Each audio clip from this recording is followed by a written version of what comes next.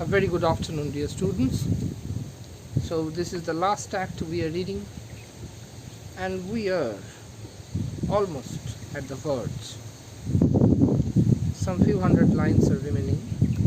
Let's read what is there.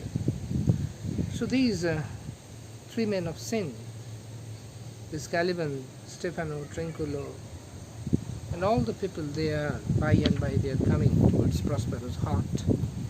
These people have already reached Caliban, Stefano, and Trinculo, and Prospero is awakened, and Prospero is applying his charm, his magic, to inflict pain upon every pores of these people who are trying to kill him, who are trying to make an assault on him. Let's see how they become successful, or whether it is Prospero again who overpowers all his enemies and establishes his omnipotence, establishes his sovereignty over all the persons who are present there. So Ariel is telling Prospero, hark, listen, roar, they are roaring. As you said, I have arranged it in a way that these people are roaring with pain. This is the same pain which were once inflicted upon you. The same pain which you experienced, these people right now, they are experiencing the same thing. They are roaring with pain. Caliban told them, warned them, Trinculo, Stefano, the once Prospero is awakened, he will do something that we will roar in pain. And the same thing is happening here. Let them be hunted soundly, yes. At this hour lies at my mercy all mine enemies. What a beautiful use of inversion. Means mine enemies, all my enemies, they are lying at my mercy right at that time.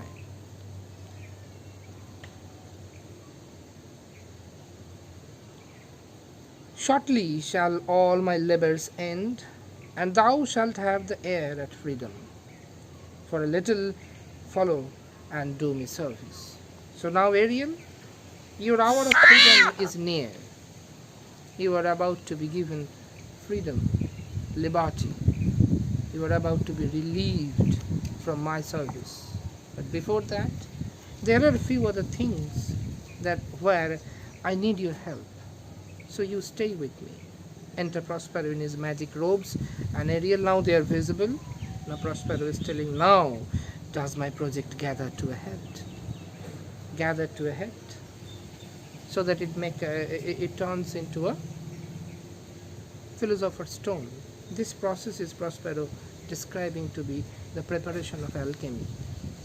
Once you are preparing the alchemy, and if the elements are coming to a head by turning it into a philosopher's stone, where the pot where you are making that thing will not crack, will stay intact, then only your plan is fulfilled.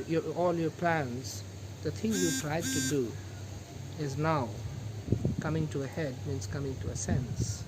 That's what Prospero is telling, that all the things which I have been doing, and now I am here at the last act, and these people, all my elements which I had used, devised to bring all my enemies the way I wanted to, and now my plan, my project is coming to a head, is coming to sense, is about to be fulfilled.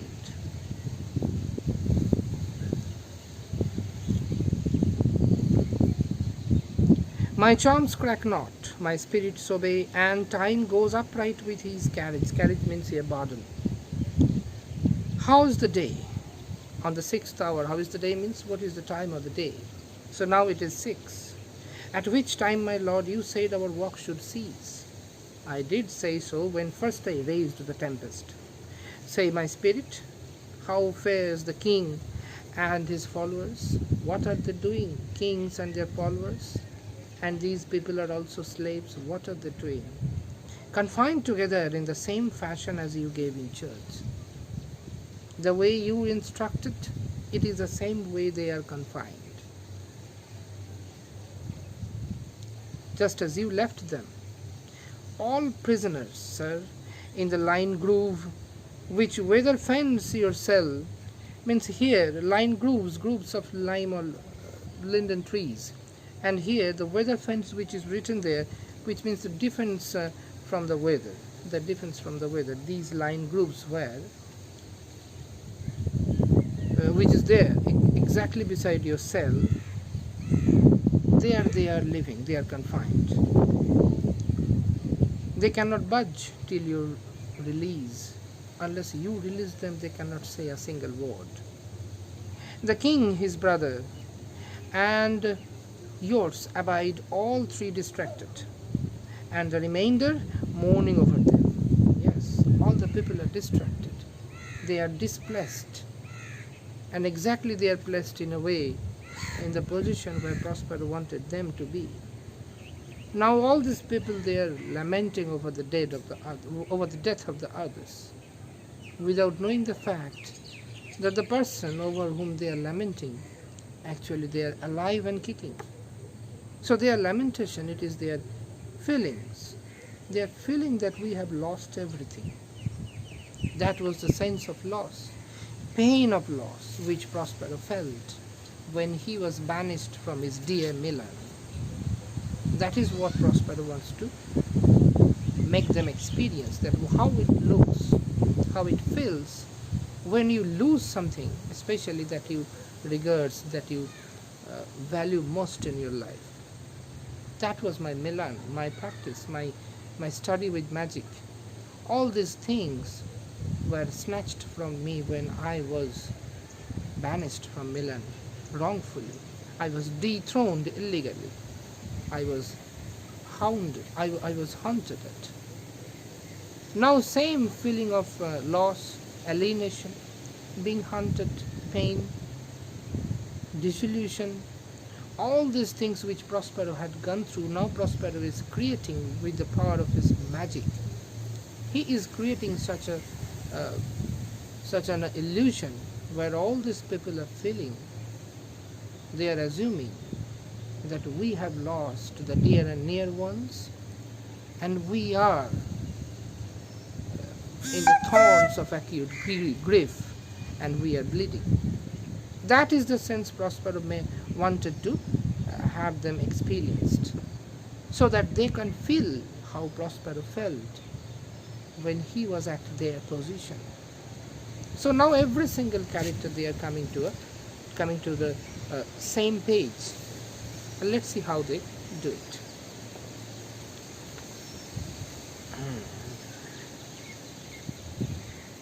Yes.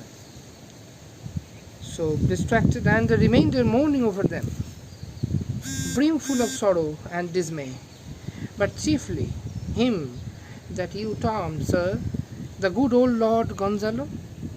His tears run down his beard like winter's drops from eaves of reeds. Your charm so strongly walks them that if you now beheld them, your affections would become tender.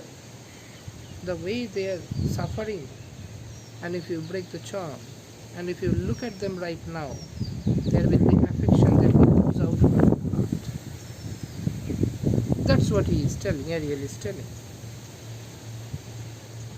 Dost thou think so, spirit, that I would be affectionate to them, these people? Minute, sir, were I human, Ariel is telling that if I had been a human being, I would have thought the same way which I professed. And I think because you were human, you are also feeling the same way, Prospero is telling. And mine shall, yes. Hast thou which art but air, a touch, yes. If you had not been only composed of air, if you had senses, touch means senses, a feeling of their afflictions, the kind of pain they are feeling, if you had it, and shall not myself, one of their kind, that relish all as sharply passions they are, be kindlier moved than thou art. Would you have moved kindly? Would you have acted in a kind manner with them, had you been in my position? Thou with their high wrongs, lofty treachery. I am struck to the quick, yet with my nobler reason against my fury do I take part. Yes, I have cause for being furious at them, but yet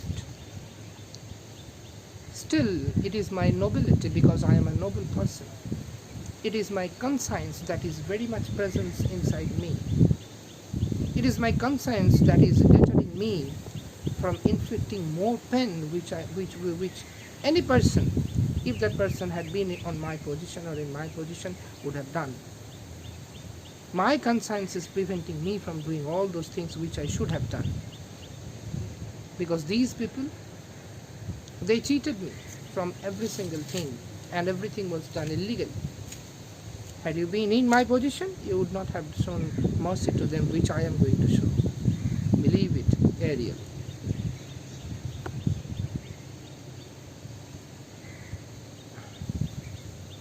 Though with their high wrongs I am struck to the quick, yet with my nobler reasons against my fury do I take part.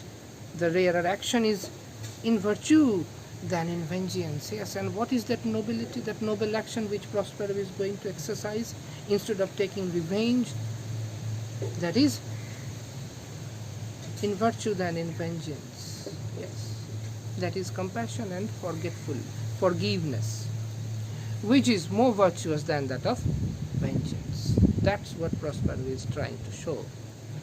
Just like the God who showed mercy to his subjects, Adam and Eve, when they repented. And right now these people are repenting.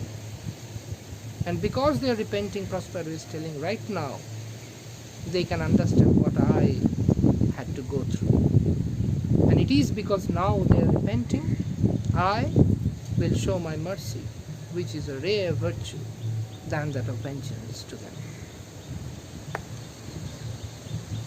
They being penitent, the sole drift of my purpose doth extend. Yes, so my purpose was to make them feel how I felt. And because they are penitent right now, they are ready to atone for all the wrongs which they had done with me. Because they are in such mental condition where they are repenting. Right now I need to show mercy. Not a frown farther, I won't apply force. I won't I won't increase the pain. I won't increase my sense of vengeance any further. Go, release them, Ariel. My charms I'll break, their senses I'll restore, and they shall be themselves. Means they will come to their senses. Means all the plan will be revealed to them. That's what Prospero is trying to say. That this is the time I need to tell them the whole story. This is the time I need to put down my magic robes and present myself before them as Prospero and tell them that I had gone through exactly the same pain which you were feeling, which you were going through. That is what Prospero's intention. Very noble intention. A coup without shedding a drop of blood. What a beautiful thing. And here again he is mentioning it, that the more virtuous is forgiveness, not vengeance. So we will see how Prospero makes all the things even, keep everyone on the same page, and make a happy ending for this whole tragedy.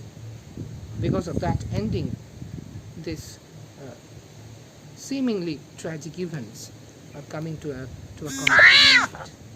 coming to an accepted end, where all the people, all the persons will feel happy, and marriage will be there, reunion will be there.